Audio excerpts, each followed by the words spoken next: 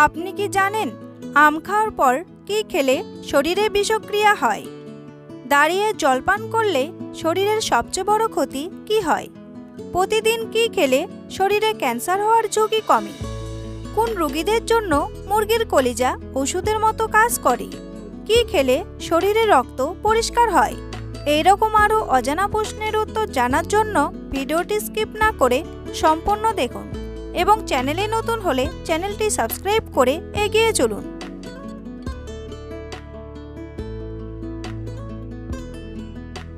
কোন ভিটামিনের অভাবে অল্প বয়সে চুল পেকে যায়?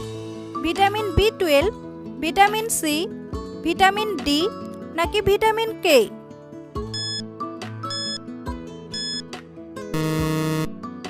সঠিক উত্তরটি হলো ভিটামিন বি12। প্রতিদিন কি খেলে শরীরে ক্যান্সার হওয়ার ঝুঁকি কমে যায়? শসা, লেবু, গাজর নাকি কলা?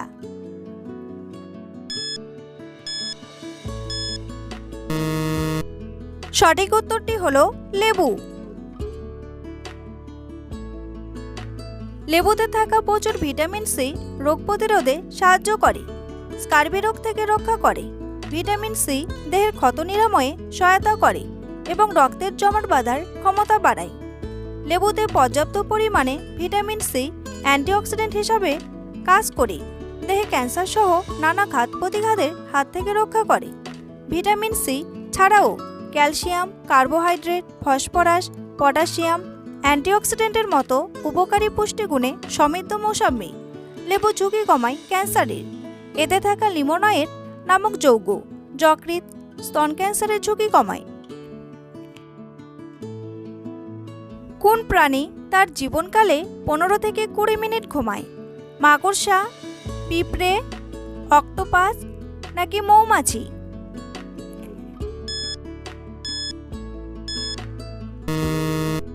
সঠিক উত্তরটি হলো পিঁপড়ে। বন্ধুরা, এমনই সব অজানা আরও অনেক প্রশ্ন এবং উত্তর সহ জানতে পারবেন আজকের এই ভিডিওর মাধ্যমে। তাই ভিডিওটি স্কিপ না করে প্রথম থেকে শেষ পর্যন্ত মনোযোগ সহকারে দেখতে থাকুন। আর ভিডিওটি ভালো লাগলে একটি লাইক করে পাশে থাকুন।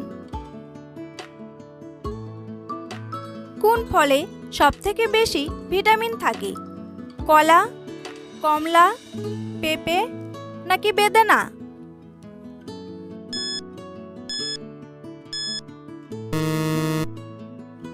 সঠিক উত্তরটি হলো পেঁপে। একটি সিংহের গর্জন কত কিলোমিটার পর্যন্ত শোনা যায়? 1 কিলোমিটার, 5 কিলোমিটার, 3 কিলোমিটার নাকি 7 কিলোমিটার?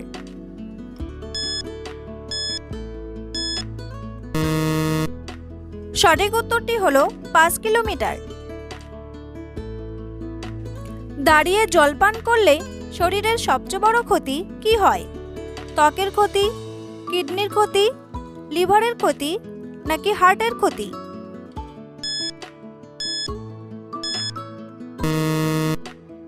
সঠিক উত্তরটি হলো কিডনির ক্ষতি।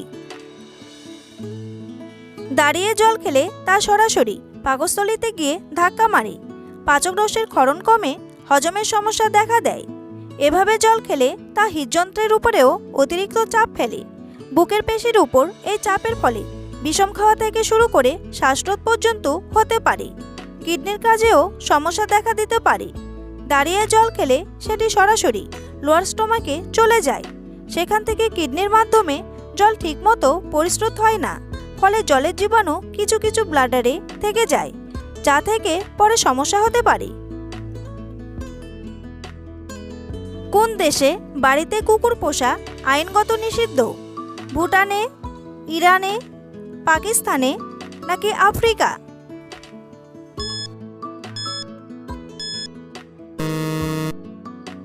সঠিক উত্তরটি হলো ইরানে।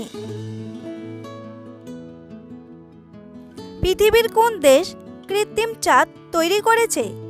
চীন, রাশিয়া, জাপান নাকি আমেরিকা?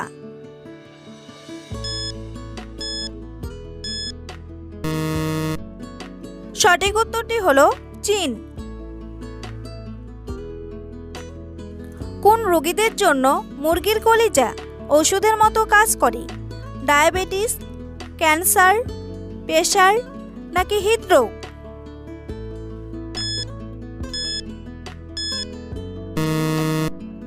সঠিক উত্তরটি হলো ডায়াবেটিস। মুরগির কলিজায় প্রচুর পরিমাণে ভিটামিন, আয়রন, ক্যালসিয়াম ও ফাইবার রয়েছে।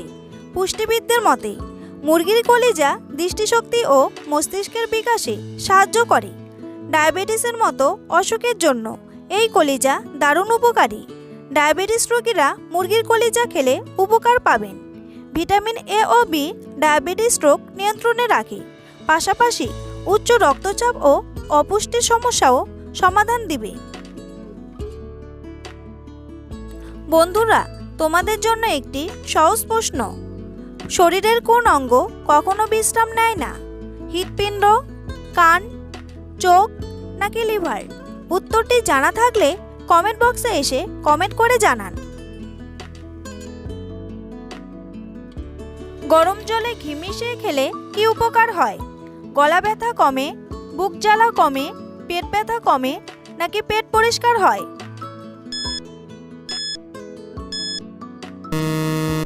সঠিক উত্তরটি হলো পেট পরিষ্কার হয়। আম খাওয়ার পর কি খেলে শরীরে বিষক্রিয়া হয়? ভাত, ডিম, জল নাকি দুধ?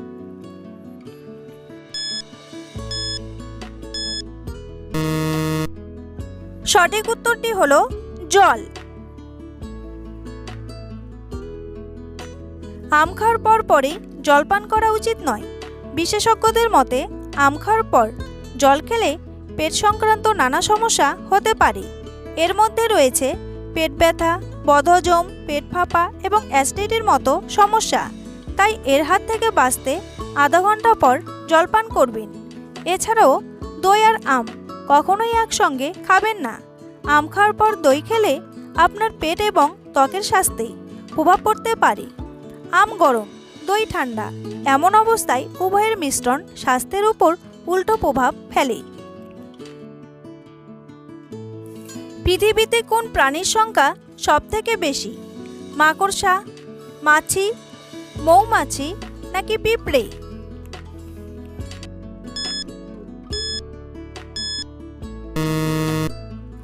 সঠিক উত্তরটি হলো পিঁপড়ে। মানব শরীরের হাড় কত বছর পর থেকে দুর্বল হতে থাকে? 25 বছর, 30 বছর, 35 বছর নাকি 40 বছর? সঠিক উত্তরটি হলো 40 বছর। মানুষের শরীরের কোন অঙ্গে অ্যাসিড থাকে? ফুসফুস, পাকস্থলী, কিডনি নাকি লিভার?